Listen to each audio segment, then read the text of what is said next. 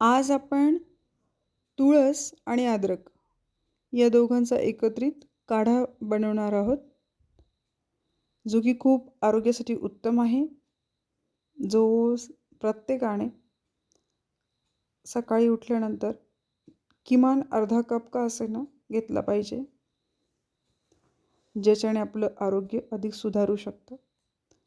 सर्वप्रथम आपण तुळस घेऊया. तुळस पाण्याने स्वच्छ धुवून घ्यायची. त्याच्यानंतर आपण एक भांडे ठेवणार आहोत गॅसवर. त्यात थोडं पाणी घालायचं. जसं की आपल्याला काढा किती प्रमाणात बनवायचं आहे त्यानुसार पाणी घालायचं. त्यानुसार अद्रक आणि तुळसचं प्रमाण ठेवायचं. निदान 1 ते 1.5 ग्लास पाणी घातलं की 1 ते 2 व्यक्तींसाठी काढा बनवू शकतो आपण. थोडं अद्रक घ्यायचं, ते किसणीने किसायचं. ज्या भांड्यात आपण पाणी टाकतोय 1 ते 1.5 ग्लास, आणि अद्रक थोडं उकळल्यानंतर थोड्या वेळानंतर म्हणजे अद्रकचा अर्क त्या पाण्यात उतरल्यानंतर आपण त्याच्यामध्ये तुळशीचे पानं घालायचे. आणि हे तुळशीचे पानं घातल्यानंतर ते तुळशीचे पानं आणि अद्रक असं त्या पाण्यामध्ये ते उकळून घ्यायचं थोडा वेळ. आणि जो काही पाण्याचा रंग आहे, जो की पारदर्शक असतो,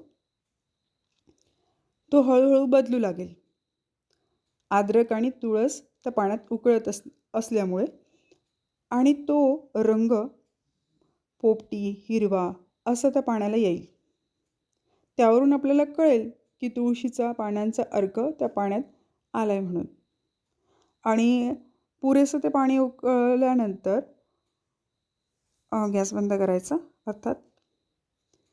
आणि ते जे पाणी आहे तुळस आणि अद्रक एकत्र उकळवलेलं, ते पाणी आपण ज्या भांड्यात पाणी पितो किंवा चहा कॉफी असं काही घेतो, अर्थात कप किंवा ग्लास पेला, त्याच्यामध्ये आपण ते ओतायचं.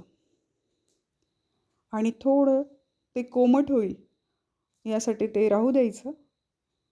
आणि त्यानंतर ते गाळणीने गाळून झालेलं पाणी थोडं कोमट झाल्यानंतर ते प्यायला घ्यायचं. अशा पद्धतीने तुळस आणि अद्रकचा काढा तयार होतो, आपण बनवतो. आणि तो बनवला पाहिजे, प्रत्येकाने तो घेतला पाहिजे. तर सगळ्यांना माझ्या शुभेच्छा की तुम्ही आतापर्यंत जर अद्रक आणि तुळशीचा काढा घेत नसाल तर सुरू करूया.